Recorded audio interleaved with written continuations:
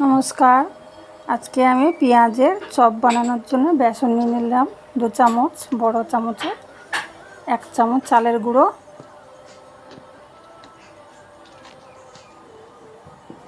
নুন দিয়ে দিলাম, হলুদ,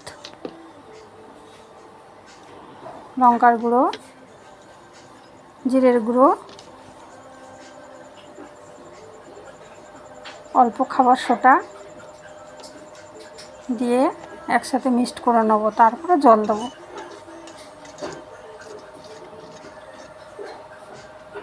এইভাবে জল দেবো অল্প করে, দিয়ে তারপরে আবার লাগলে দেবো।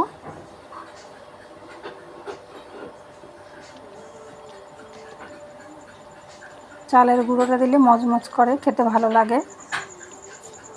এইভাবে গুলতে হবে, বেশি পাতলা করা যাবে না, বেশি ঘনও করা যাবে না। হয়ে গেছে আমাদের গুলাটা।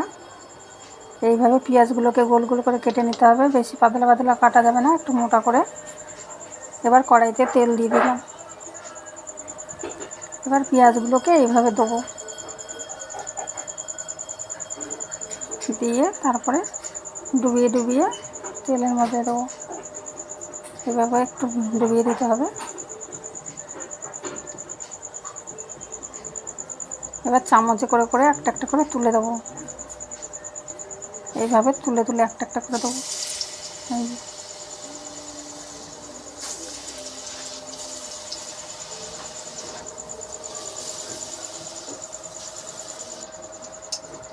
এক পিঠ হয়ে গেছে, উল্টে দিয়েছি। এক পিঠ করে উল্টে দেবো।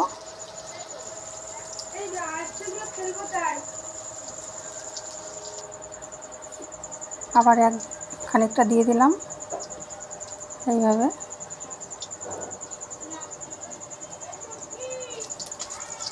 হয়ে গেছে। এগুলো একটু লাল লাল করে ভেজে নিয়েছি, এবার তুলে নেব। আপনারা ইউটিউবে গিয়ে জিভে জল চ্যানেলে, আমার চ্যানেল আছে, আপনারাও সেখানে দেখতে পারেন। নতুন নতুন রান্না আছে। আবার দিয়ে দেবো খানিকটা। ওগুলো তোলা হয়ে গেছে।